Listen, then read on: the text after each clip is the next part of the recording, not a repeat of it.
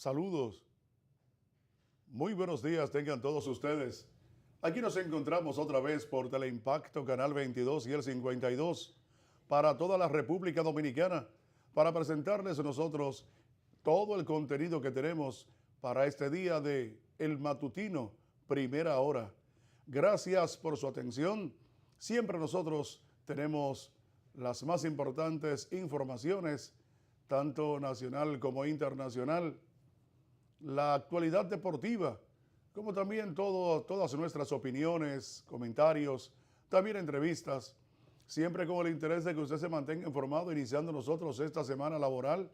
Hoy es lunes 16 del mes de abril del año 2018. Gracias por su atención y nosotros seguimos desarrollando este programa, dándoles de inmediato los buenos días a Santiago Cuesta Curi. Santiago, hermano, ¿cómo va todo? Buen día, Genchi. Bueno, verte así, con esa pelada que te dieron. O sea, se nota que te diste la económica. Sí, además que tú sabes qué pasa, que inmediatamente salgo de la barbería, la gente se da cuenta de verdad de que son 54 añitos que tengo. ¿Verdad? Sí, la gente se da cuenta, pero es verdad, digo, sí, es verdad. Lo que pasa es que desde hace allá tanto tiempo uno con la cabeza blanca, y la cabeza blanca hace que tú te veas más adulto. Tú tienes 60 años y tú no lo aparentas, pero si tú tuviese la cabeza blanca como la que tengo yo, pudiese decir que pudiera tener 70 años. ¿Cómo? Pero sí, lo que pasa es que tú no tienes tu cabeza blanca todavía. Pero, ¿y qué tiene que ver la cabeza? ¿Tiene que ver con el rostro y el cuerpo? No, lo que pasa es que para el reflejo... Porque yo tengo mi cabeza blanca para el reflejo de la imagen, no es así, no. Para el reflejo de la imagen, la gente cuando tú tienes cana, ya te prolonga la adultez. Y de hecho así se refleja físicamente. Yo mirando, las veces que he venido así al programa, mirando los videos, yo mismo he podido darme cuenta de eso. La última vez, ¿te acuerdas? Cuando tú me pusiste que me daba la económica. Sí. Vi videos en YouTube del programa y realmente cuando ya tengo mucho cabello, que es cuando se nota más también lo blanco de la cara. Cuando tú te recortas, te ves más joven. Correcto, sí, eso es. Y el mechón de tu cabello de Adamo no aparece. ¿El mechón de Adamo? Sí, el mechón de Adamo no aparece. Sí, famosa esa canción. Sí. Un mechón de tu cabello. Pues, tú tienes tremendo mechón del medio que yo pensaba que era una sombra. Y Fran me decía, no, que el mechón. Digo, no puede ser. Sí. Pero cuenta, cuando uno se le ve mucho la cana, se projeta la adultez. Pero ya inmediatamente la cana me quito toda esa colcha, ¿entiendes? Sí. De ese cabello malo, rizado, que se aglutina, se ve más blanca la cabeza. Entonces uno le refleja como que uno tiene 60 o 65 años. Pero inmediatamente ya me pongo así, la gente me dice, mira, pero es verdad. Digo, sí, claro, soy un hombre joven. No, pero claro. Ahora, yo no quisiera que la gente vaya a pensar que como cierta persona yo me tiño. Este es mi cabello. Yo no me tiño. Por eso se lo digo a la gente. O sea, si tú... Lo mío es natural, ¿eh? O sea, tú vienes con 60 años sí. y entonces tú tienes más o menos una cantidad adecuada de cana, pero se te nota todavía mucho cabello negro. Está bien. ¿Entiendes? Todavía. Entonces, eso hace que tus 60 años, la gente no crea que tú puedas tener 60 años. Pero, como dice don Manuel, que oyó el otro día que tú decías de 60 años y me pregunta... Que sí, es verdad. El sábado de la noche. Gente, Suero, ¿es verdad que Cuesta tiene 60 años? Digo, sí, tiene 60 años. Mira, pero no lo aparenta. No, digo, pero ¿cómo que se llama? Don Manuel. Don Manuel, yo no me tiño el pelo, para que usted lo sepa. No, y ni bigote para no teñírmelo. Como cierta gente que yo conozco en el gobierno y fuera del gobierno, que se viven tiñendo hasta los bigotes, que en cualquier momento se pueden hasta envenenar. Cuesta Curi, tú sabes que eso tiene un prejuicio social a la salud. Un complejo y hace un daño a la salud. Sí. Ya llega un momento, yo tengo un amigo que tenía como ya algunos 40 años tiñéndose. Porque la gente tiene que entender, un individuo de 70 años, ¿cómo puede usted hacerle entender a otro de que usted tiene un pelo negro? De que usted tiene un pelo negrecito, como una lata de pintura. ¿Tú sabes quién es una señora que yo siempre he admirado?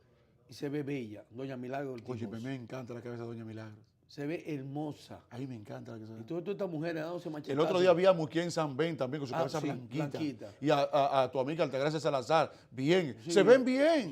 Sí, ahora yo quiero ya que lo poco que me queda que esté blanco definitivamente. Sí, ¿entiendes? Porque se ven bien. Y la gente no puede querer aparentar lo que ya pasó. Pero don Manuel que sepa que tú no te tiñes el pelo. No, don Manuel no. Mire, don Manuel, primero quiero darle gracias a Dios después de estos comentarios a su Hijo Jesucristo, que toda la mañana es el verdadero cuidador de nosotros y quien nos trae aquí a tratar de decir las cosas con transparencia, a tratar de decir la verdad, de reflejar la realidad de una sociedad cada vez más complicada como la nuestra y en la que se basa específicamente el sentir de una sociedad que demanda la transparencia de los actores principales en el manejo de los fondos públicos. Es lamentable que uno pueda leer, no escuchar, sino leer el informe que emite jueces cuestionados como la Cámara de Cuentas, que también son cuestionados, pero que le decía yo a Genchi que aquí hay dos palabras jurídicas que son muy dadas y de mucha influencia en terminologías para la sociedad. Cada caso que aquí sucede en materia jurídica, usted escucha una frase muy común: esto será llevado hasta las últimas consecuencias. Es como si fuera un cliché. Sí, un cliché. Y después usted encuentra que el mismo Ministerio Público, los jueces dicen, bueno, este caso es muy complejo. Son dos términos utilizados más bien en términos de corrupción, de sicariato y de narcotráfico.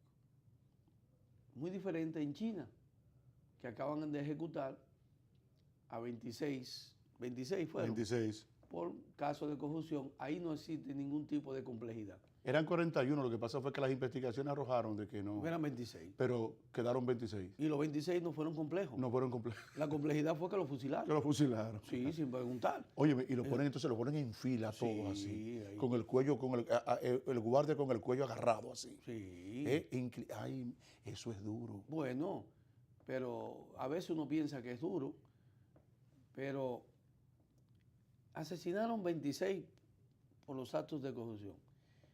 ¿Cuántos niños murieron en China? ¿Cuánta gente como consecuencia de la corrupción de esa persona? Así es. Porque uno nada más quiere mirar el aspecto de la ejecución, que tal vez no debe de ser, porque todos tenemos derecho a la vida y Dios es el dueño de la vida.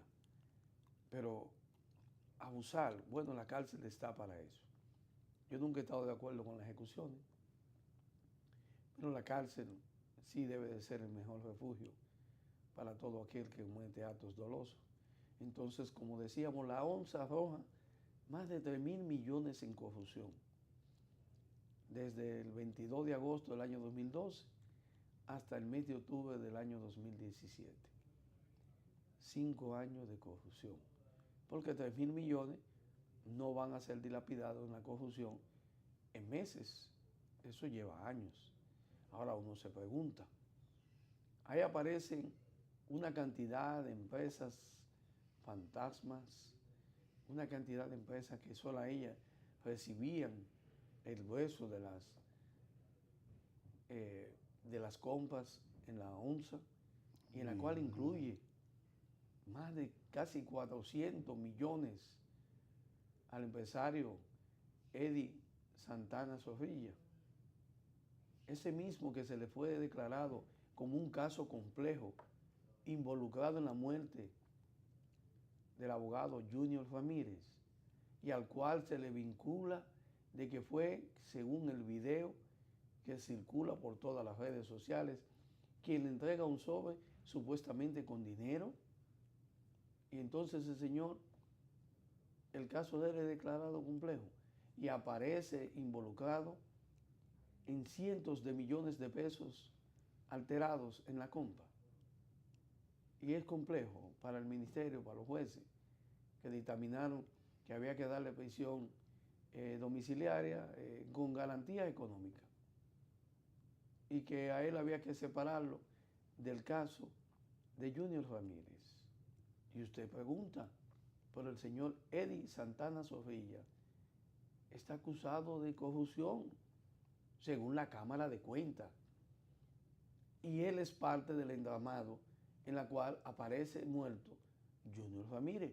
Que él lo haya hecho o no, no estamos diciendo eso, sino que dentro de los supuestos sobornos que se le iba a pagar ante la denuncia, que ahora queda al descubierto, que todo lo que estaba especificando el abogado Junior Ramírez tenía razón y que su muerte se debe a ese entramado de corrupción que existía en la ONSA y en la cual me gustaría, ya que firmó su orden de extradición en Estados Unidos, el señor Argeni Contreras, para que venga y diga que los dos que parecen o vuelan policía fueron los que mataron a Junior Ramírez y que Junior Ramírez no tuvo que ver nada la ONSA con eso, cuando la denuncia de corrupción era él que la manejaba y por la cual le dieron un soborno según ellos mismos.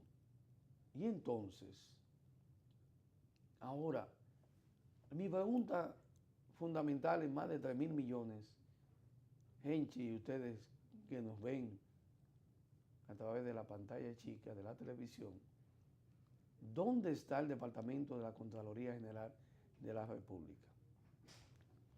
¿Acaso los dominicanos no saben que toda orden de cheque emitida, todo contrato que hacen las instituciones del Estado van a parar a la Contraloría General de la República?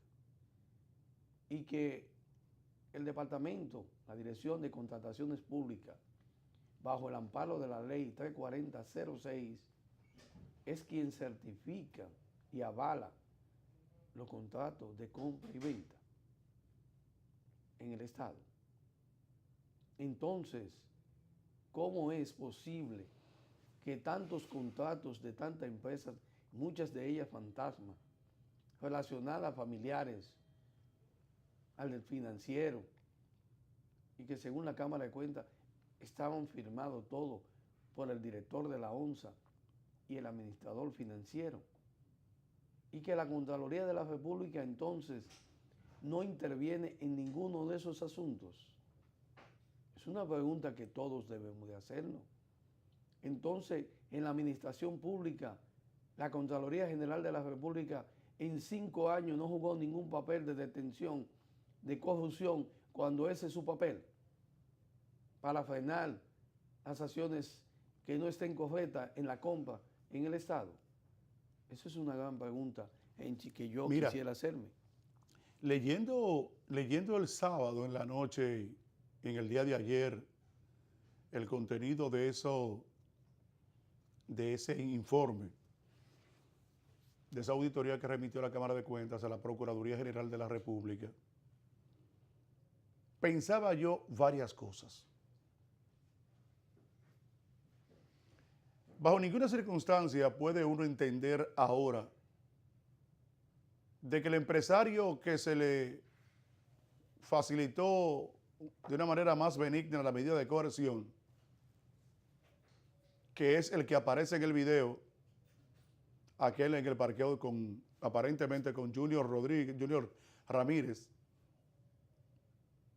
y saber que de todos esos suplidores, de todas esas empresas, el que realmente aparecía era él, aparece aquí en esta auditoría en donde ha tenido transacciones de 1 billón de pesos.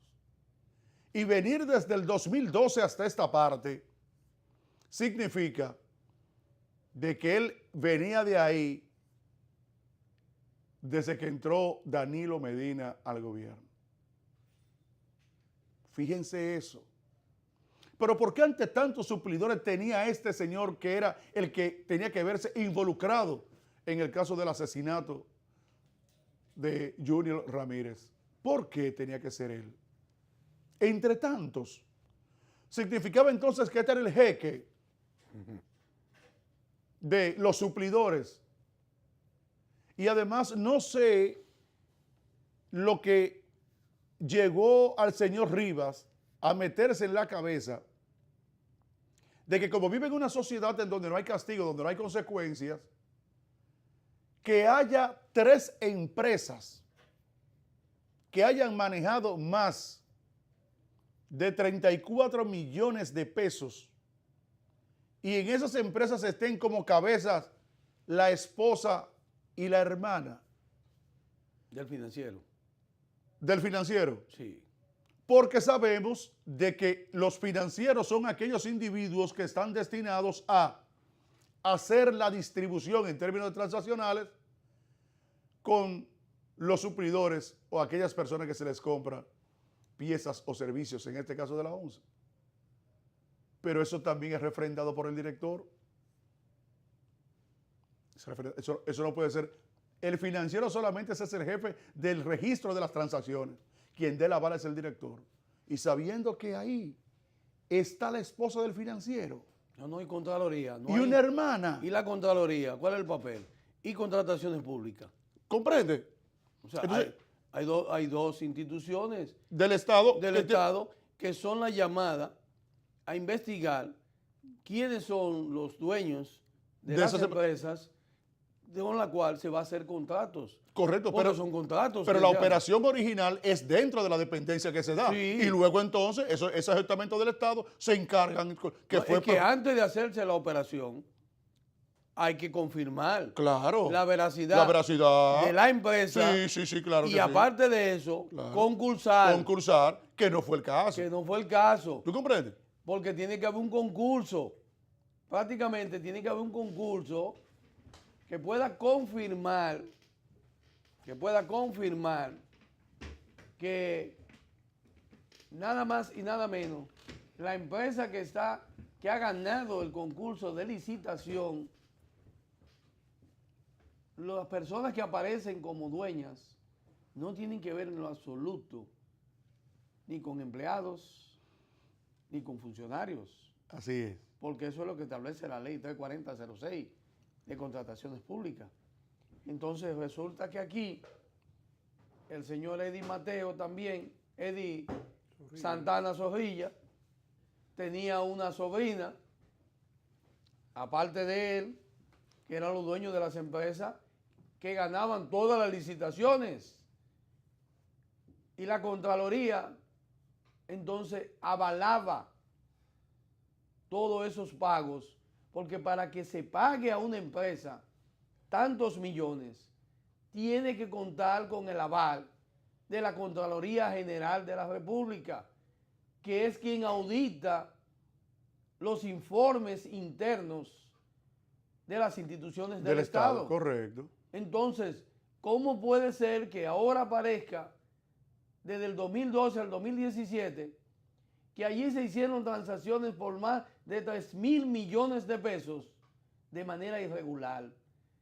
Entonces, también debe de figurar en el expediente acusatorio quién eran los auditores que auditaban los pagos por parte de la Contraloría General de la República en la ONSA. Porque ese es el problema que pasa, Genchi, que excluyen a uno porque quien certifica y firma y sella y autoriza ese pago es la Contraloría General de la República. Entonces estaba confabulado. Porque cada institución, y más yo me imagino que la ONSA, tiene un contralor, de la Contraloría General de la República de manera interna. El control interno, claro. Que es el que certifica para que la Contraloría General de la República autorice el desembolso. Ese es el mecanismo. Igual que los contratos.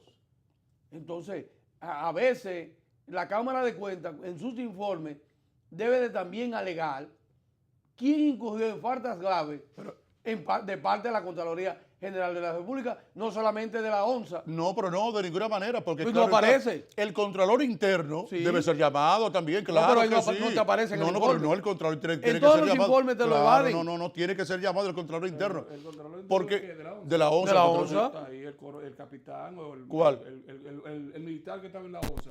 Ese es el Contralor de la ONSA. El que está metido en el expediente. ¿En el expediente de Junior? El militar que está aquí de la ONSA. ¿Ese era el Contralor de la ONSA? Ese era el Contralor de la ONSA. Sí, pero de la institución. ¿De la institución? No es de la institución. Es que la Contraloría General de la República tiene un auditor interno. Sí, pero ¿De la ONSA? De la ONSA, en todas las instituciones del Estado. Hoy no era ese, no es ese, pero a ese que yo me refiero. No, yo no sé si es ese. ¿Qué es ese? Pero por eso el escándalo con él. Pero que él puede ser contralor de la institución, porque las instituciones también tienen contralores. Sí, claro, sí. Bueno, pues está bien. Pero bien, Estaba el militar que está metido en el expediente, inclusive está preso también. Él está preso. Él era el contralor interno de la ONSA.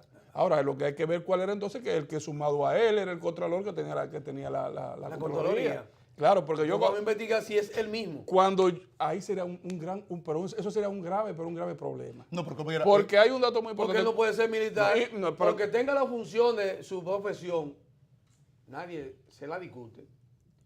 Usted puede ser financiero en una institución de su unidad castrense. Usted puede ser el financiero. Sí. Ahora, usted no puede ser financiero en una institución pública siendo policía o guardia. Porque entonces usted está haciendo doble funciones. Sí, al interior del Estado. Usted debería renunciar a la milicia y entonces dedicarse a su profesión. Ahora, dentro de las instituciones armadas, sí existe la carrera y que también hay gerencia. No, claro. Hay financieros, pero se forma para eso. Se forma sí, para eso. Sí, claro. Ahora, que me digan a mí que usted es miembro de la Policía Nacional o de las Fuerzas Armadas y usted es contralor o financiero en una institución pública, usted está haciendo una dualidad que no corresponde. Así es. Pero que aparte de eso, señores, cuando la Procuraduría General de la República dio la información de que acaban de recibir la auditoría realizada por la Cámara de Cuentas, yo me hacía dos preguntas. Y es que con los resultados de esta auditoría que hizo la Cámara de Cuentas, Santiago, salían a relucir otros elementos. Porque también a la Cámara de Cuentas nunca se le hizo ningún tipo de notificación, nunca se le dijo nada también para que auditara en todo ese periodo a la ONSA. Cuando ahí hay independientemente de todo, hay un sindicalista que permanentemente decía que ahí había un problema financiero, que ahí había problema económico en la ONSA. Inclusive dice Juan Uvieres que él presentó comunicaciones formales de su gremio a la Cámara de Cuentas para que fuera a la ONSA a auditar la ONSA. Sí, eso es verdad. Mira, y se mantenía diciendo que en la ONSA, aparte del descalabro económico que había, del desfalco económico que había, Santiago, decía Juan Uvieres también que en la ONSA operaba una banda de sicarios. Sí. Entre las cosas que Juan Uvieres denunciaba. Entonces la pregunta que yo me hago, entonces la Cámara de Cuentas nunca pudo actuar porque también el fraude ahora se le pega a la Cámara de Cuentas. Porque también la Cámara de Cuentas está llamada a auditar las instituciones públicas. Mira, el caso radica que es una entidad que se mantiene permanentemente diciendo que no tiene recursos. Y el hecho de tú mantenerte haciendo auditorías, eso lleva un gasto. ¿Y cómo apareció el recurso? ¿Cómo apareció el recurso para auditar ahora la ONSA? No, pero eso es una pregunta. No se fue por el escándalo de Junior. Está bien. Sí, pero aparecieron los guardias. Pero aparecieron ahora. No, por el escándalo. Pero en 5 años. Pero era el escándalo. En 5 años. La rotación. Óyeme, si ellos le hacen eso a Junior, tuviera ese señor ahí todavía con lo mismo. Pero escúchame esto. Si en 5 años la rotación de auditoría, que debe de ser la institución llamada a preservar el control financiero de las instituciones públicas, como es el caso de la Cámara de Cuentas, si la rotación en 5 años, a pesar de la limitancia de recursos y de auditores para poder auditar todas las empresas del Estado, es una pregunta que uno se hace. En 5 años no hubo la capacidad de los miembros de la Cámara de Cuentas mandar a auditar, tal como dice Carlos, porque ha habido tantas denuncias en el caso de Juan Uvieres y que han sucedido mucho antes de la denuncia de Juan Uvieres del problema de la ONSA. Y uno se pregunta, la Cámara de Cuentas es el órgano regulador de control de los fondos que se producen a través de los impuestos de los contribuyentes para que el Estado sea el redistribuidor y administrador de los mismos. No puede ser que siendo el único organismo llamado y facultado por ley para auditar todas las instituciones del Estado, no cuente con el personal adecuado para ejercer sus funciones. Eso es algo que es insólito. Cuesta, el caso está, es que siempre la Cámara de Cuentas se mantiene e incluso en algunas ocasiones ha dicho qué cantidad de recursos tienen que emplear para hacer una auditoría. Y eso de la Cámara de Cuentas fue porque mataron a Junior, que dio pie a eso, no fue por ninguna otra cosa. El señor Rivas estuviese ahí y la misma mafia que uno consciente. A Juan Ubiere, señores, el tiempo es verdad que va poniendo todo en su lugar. Uno recuerda que Juan Ubiere hace mucho tiempo que uno cree que por rebatilla de intereses entre sindicatos del transporte se podían dar declaraciones así tan alegremente. Y uno ha tenido que entender de que ciertamente Juan Ubiere cuando dice una cosa hay que ponerle atención. Nunca ha dicho una cosa que con el tiempo No, no ha tenido la uno razón. tiene que entender que Juan, siempre, todo lo que ha denunciado, no, pero que o por el tiempo ha ido pero pasando. cuando denunció el sicariato, pero dice que con papel en mano que lo hace. de lo que tenía que ver, lo que en estos días soltaron, ahí están las muertes. Pero ¿y quién era quién era su director de la ONSA? ¿Quién era su director de la ONSA? ¿Cuándo? ¿En qué momento? Ahora. Desde que subió Danilo, ¿quién es su director de la ONSA? No sé. Pero ¿cómo tú me decías a mí que usted no sabe quién es su director? ¿Usted tampoco sabe? No. Pero su director de la ONSA es el señor Quevedo, el cinqueño, por Dios. El cinqueño, el presidente de una trafín, él es su director de la ONSA. Miércoles. Por eso estaba cansado de denunciar a Juan Ubiere. Juan Ubiere estaba cansado de denunciar que el subdirector de la ONSA era el señor Quevedo. El cinqueño. Eso no tiene madre. No, mamacita que no tiene. Madre cualquier cosa. Para estos líos. La madre está por encima, la madre está muy por encima. Eso es intocable. Ahora, mamacita es lo que no tenía la ONSA. Con Arsenio Quevedo como su director de la ONSA y presidente de una trafín. O sea, doble función. Él era presidente de un sindicato y su director de una institución que tiene que ver con el transporte público de la República Dominicana. Y por eso era que Juan Ubiere denunciaba el sicariato que había, que la ONSA operaba una mafia de sicariato, una banda de sicarios. Lo decía Juan Ubiere permanentemente, Santiago Costa Curi. No, ya. Y estoy de acuerdo contigo con lo que tú dices. El problema que pasa con Juan Ubiere por el toque político, por el toque sindicalista, Sí. es que muchas veces no se le pone atención. Sí, entiende, a muchas cosas que él dice. Pero que a nadie se le olvide que Juan Ubiere siempre anda como la jara, con todos los papeles arriba, y él lo dice, que cuando él denuncia una cosa es porque tiene la prueba en las manos. Que él nunca ha hecho nada, él nunca ha dicho nada de boca. Mira, el director financiero de la ONSA es el coronel Fausto José. Míralo ahí. Pero es el director financiero. Pero, al cual peor, aparece en la investigación pero peor, Santiago, de la Cámara de Cuentas que utilizaba, creo que a una hermana, familiares como auditora. y la esposa, no, Sí. para las empresas que le vendían a la ONSA. Ay, padre. Y en la cual el administrador de dicha institución, Manuel Rivas, firmaba todo lo relativo conjuntamente con el director financiero, el coronel Fausto Rosario Díaz, quien era el director, era en ese entonces el director financiero de la ONSA. Fíjense que lo que te estoy diciendo es el director financiero. Estamos hablando de la Contraloría. Entonces, cuando se hace un expediente en las instituciones, para los que no conocen, se forma un expediente que tiene que ver primero con la licitación, con la aprobación del comité de compra a lo interno de la institución, que es el que certifica cuál fue la empresa que ganó. Porque toda compra por encima de 500,000 pesos tiene que ser licitada, conforme a la ley 34006. Tiene que estar avalado, como dije, por el comité de compra. Tiene que tener las razones por las cuales gana la licitación la empresa X a las otras empresas. Tiene que tener la firma después del presidente de ese comité de compra. Tiene que tener, después de llenar el expediente y la que ganó, la firma del director de la institución, autorizando a la empresa ganadora en la licitación para que se le autorice entonces a ofrecer sus servicios, sí. Entonces, ese expediente completo va a contrataciones públicas.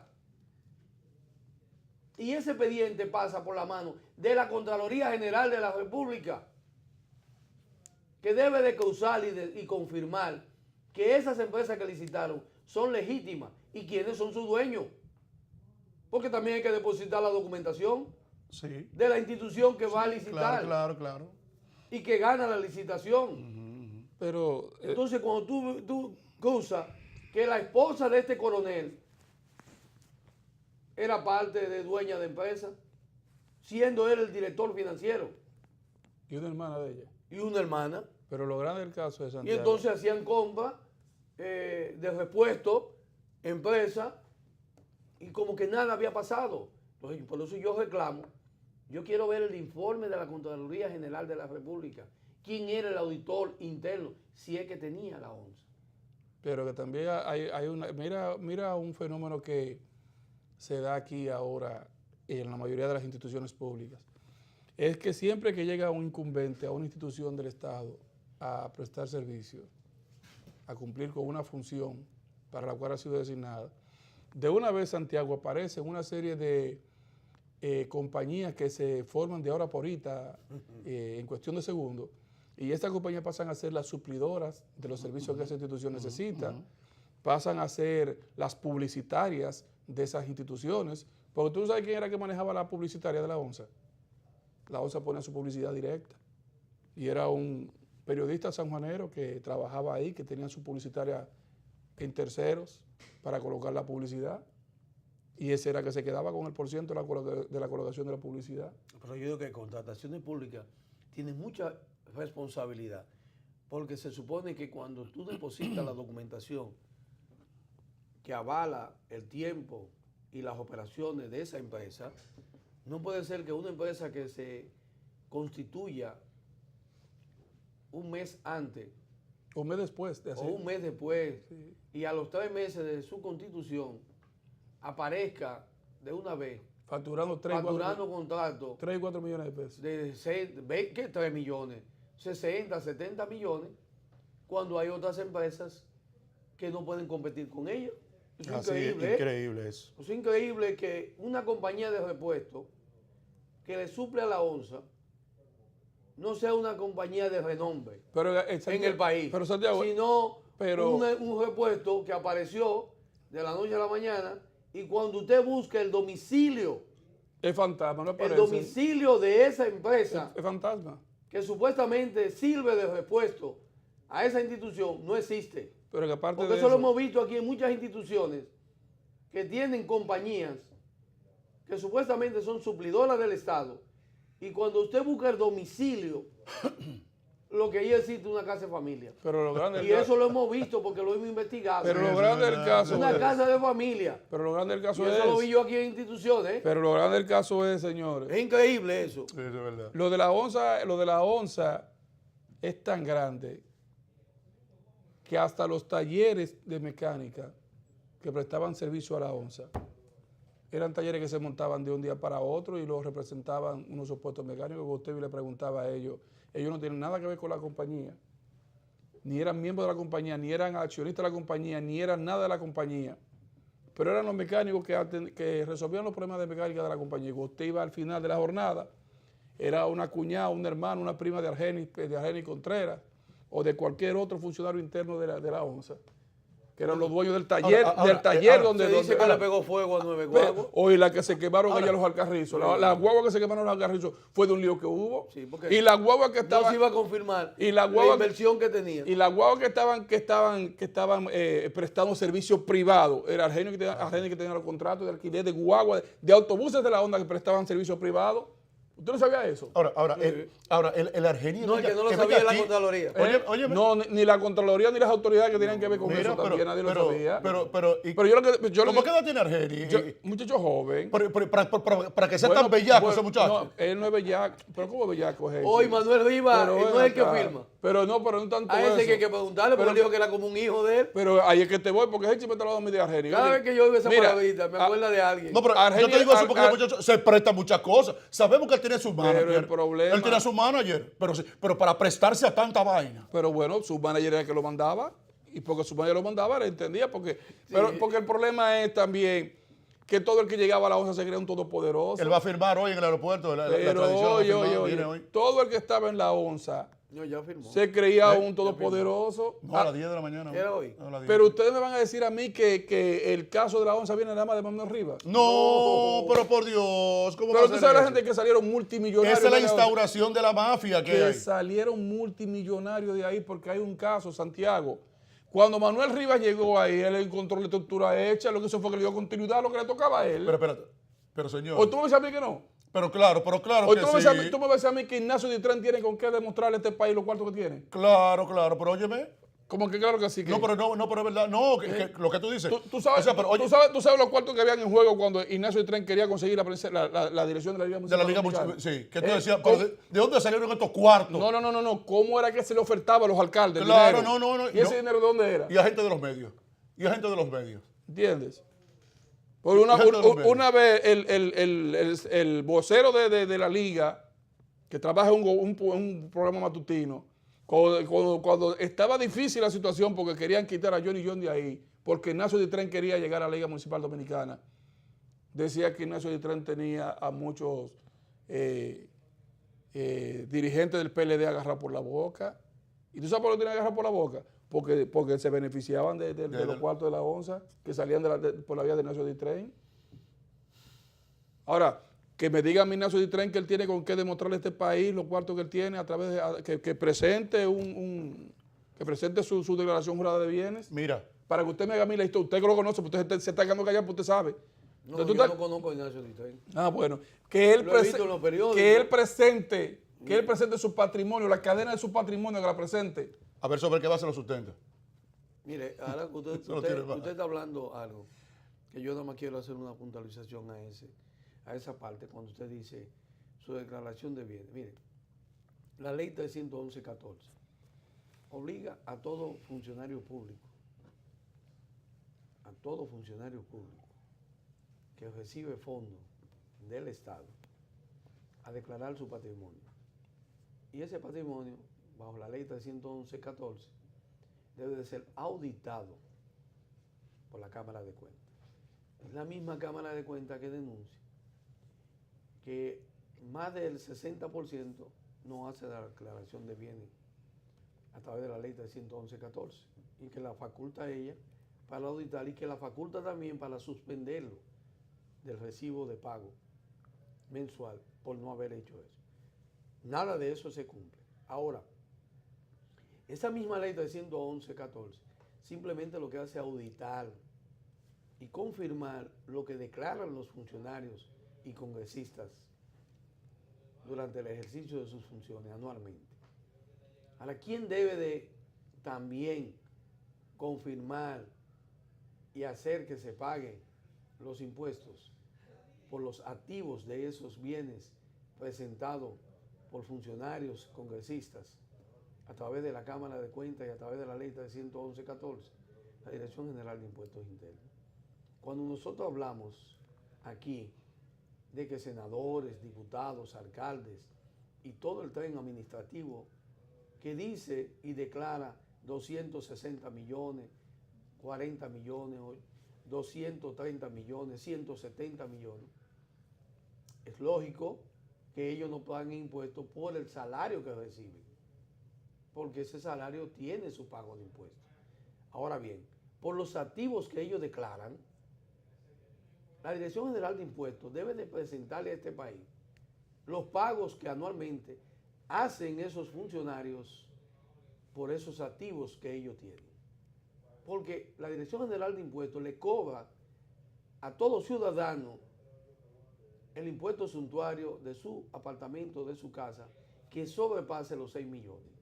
Y si usted tiene 3 apartamentos que son de a 3, 4 millones cada uno, usted pensaría que no paga, no, se le suman todos. Y usted debe pagar por la diferencia, por el excedente. Ahora, nosotros quisiéramos saber si todos estos funcionarios públicos, diputados y senadores y alcaldes, que tienen de 3 y 4, que tienen una declaración jurada de millones de pesos y que tienen activos que sobrepasan los 20 y los 30 millones, si por esos activos ellos están pagando impuestos. Yo he averiguado y ninguno pagan, raras excepciones, y tienen las notificaciones. Entonces, al señor Magín Díaz, que anda buscando la evasión del 60%, usted tiene mucha ahí. Entonces, primera hora va a estar siempre al lado suyo y toda la declaración jurada de los 32 senadores, nosotros la vamos a tener en los próximos días.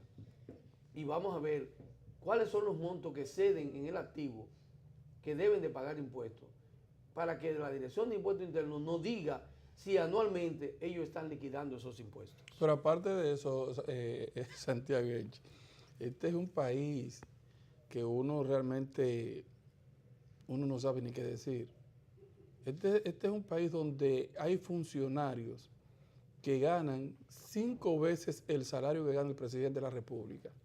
Sí. Y este es el país donde hay funcionarios que hasta hace poco andaban cogiendo carritos y guaguita voladora y comiendo en comedores económicos y en fonda y en cualquier tipo de comedor, que al día de hoy tienen más millones que el presidente de la República en su declaración jurada de bienes y más propiedades que el mismo presidente de la República. Que uno no sabe cómo eso se logró, porque para nadie es de extrañar que yo conozco gente que está en funciones públicas, como al igual lo tiene Henchi y lo tiene Santiago, de personas, señores, que hasta el año 2012, es más, del 96 a la fecha, eran gente que compartían con uno en el comedor de Manny o en cualquier otro comedor, y el punto de encuentro, si no íbamos a juntar, era un comedor cualquiera o un picapolloso cualquiera o una cafetería de una plaza esta cualquiera, hasta hace poco, pero ahora si tú te vas a reunir con ellos, eso ya te sabe, de quinta cámara para allá. No, vamos para el boca a boca, vamos para... Chedesade, vámonos para, tú Sí. sabes. Nombre que tú ni puedes pronunciar No, bien. exactamente, entonces cuando tú llegas, antes esperaban a uno con un vaso de hielo con Coca-Cola, pero ahora te esperan con Una champán. una champán, un caviar, una No, vaina un vino. Una entrada de vino. Un trago de vino. ¿Entiendes? Sí, porque ahora, ¿Eh? yo no, Y yo no me quejo de y que yo- se ganen su dinero.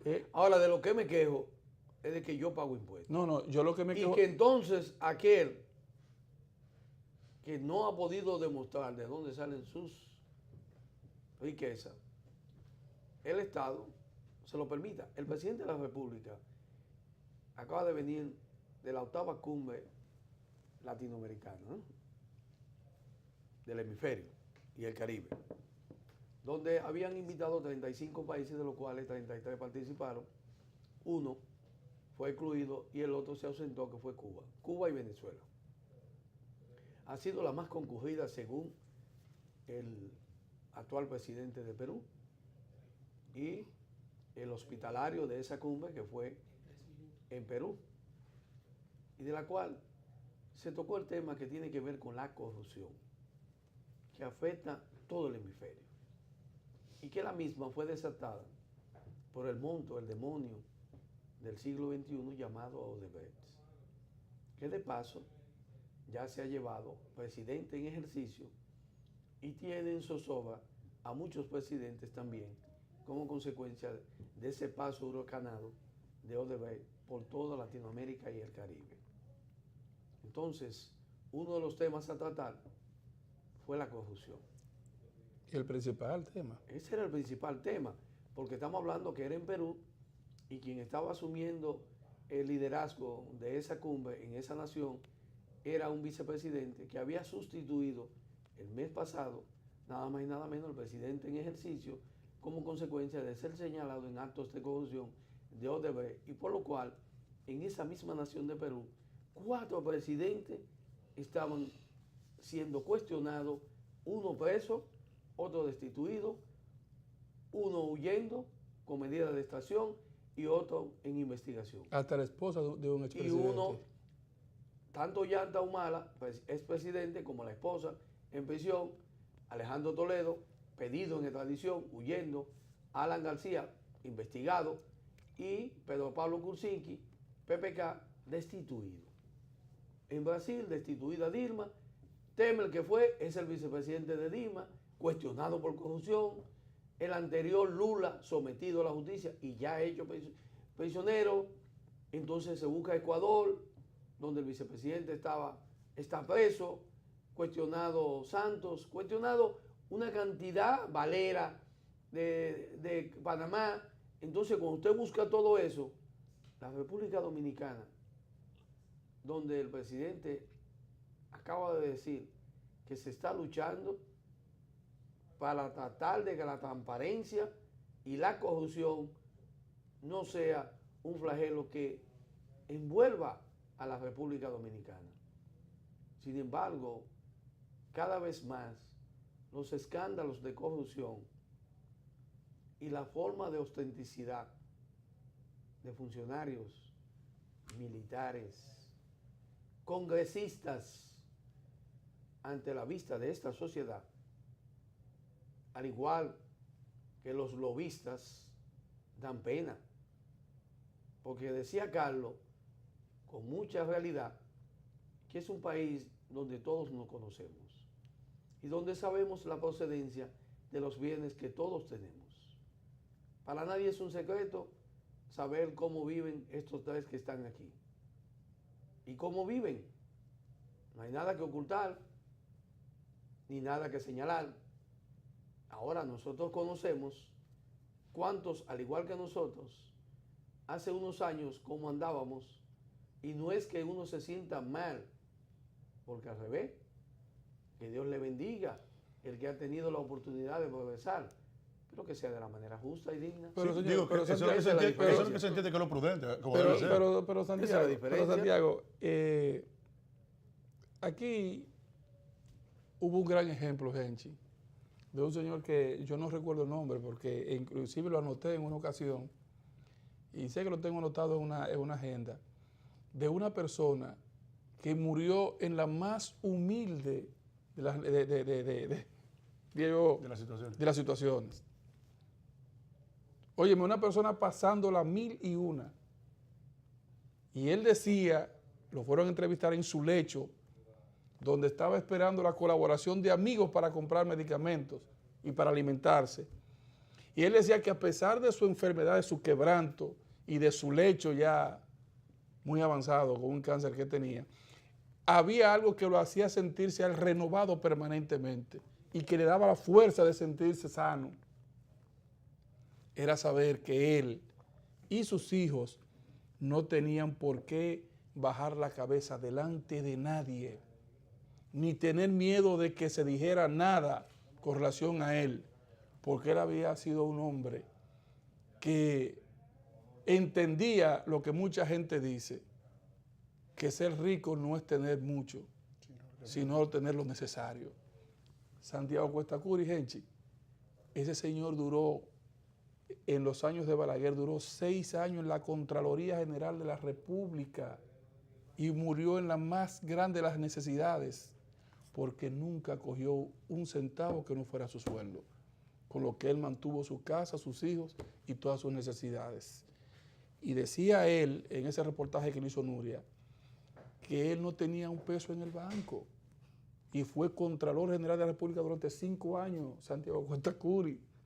Y ese señor salió sin un peso de ahí. Mira, nosotros tenemos un ejemplo de vida.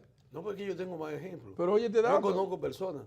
Es más, yo conozco hasta el director de aduana. Pero yo conozco uno también, yo conozco uno también. Que puedo decir que no se llevó nada de ahí. Nada en las uñas. Nada. No se le pegó nada. Nada. Y conozco el director, fundador del Seguro Social, que era la fuente de más corrupción que tenía el país desde su inicio, el Seguro Social, porque era lo que hacía de los inspectores una gran fortuna. ¿Con qué? Evadiendo el pago de los impuestos, robándoselo a los empleados y compartiéndolo con el inspector del Seguro Social. Eso era lo más normal en este país. La cantidad de dinero que nunca llegó al fisco, como consecuencia del intercambio que hacían los encargados del Seguro Social con las empresas, eso no tiene madre en este país. Era un cargo apetecible, ser inspector del Seguro Social. Don Vinicio Abreu, quien yo he considerado como mi segundo padre, igual de que doña Marne de Abreu, mi segunda madre, tiene 97 años. Fue el director en Santiago de los Caballeros para todo el Cibao de la dirección del Seguro Social por muchísimos años. Estamos hablando de él empezó a estar desde cuando Trujillo, y ese señor nunca recibió un centavo y fue galardonado, fue todo, y está vivo y tiene 97 años y está en salud. Y el orgullo de él y de su familia es que nunca se robó un peso. Pero tiene una pensión de algunos, miseria. De algunos de 3,000 pesos, ¿verdad? De miseria del Estado. Después que le sirvió por más de 40 años al Estado. Algunos 3,000 pesos. Pero no se hizo rico. Algunos 3,000 pesos. Y no compró casa, no compró jipeta, no compró nada porque donde vive en la casa de su hija. Tú sabes una cosa que te voy a decir. Para que tú veas lo que es la dignidad de un ser humano. Y ese es don Vinicio Abreu, que fue galardonado y todo, y está vivo. No necesitó robar, Pero no necesitó llevarse el dinero del pueblo. Pero oye este dato, Santiago. Eso es verdad. Y se vive con dignidad. Cuando existía la Dirección General de Foresta, a Elidio Suero lo designaron director de Foresta en Jarabacoa. Y ese fue el cargo más alto y el más efímero que tuvo el viejo mío. A los 3 meses lo quitaron. No dejaba pasar la carga. El jefe inmediato de él le dijo, no, es que usted no resuelve. Usted no evoluciona. Usted no camina. Y él, pero ¿cómo que yo no resolví? Yo no evoluciono. Y te tengo este almacén aquí lleno de madera y gente presa y gente con tumba de carbón preso y gente aquí en Jarabacoa acabando con todos estos pinos y tantos presos. Y mira cómo está este patio aquí lleno de pino y de roble y de caobe. Por eso mismo por eso mismo que usted no puede estar ahí. Usted no funciona. Usted no puede estar ahí por eso. Así no puede ser. No. Esos son los casos de la frontera. Usted está trancando el juego. Así que no resuelve ese problema. Vámonos a la pausa y retornamos en breve con más de Primera Hora, el matutino.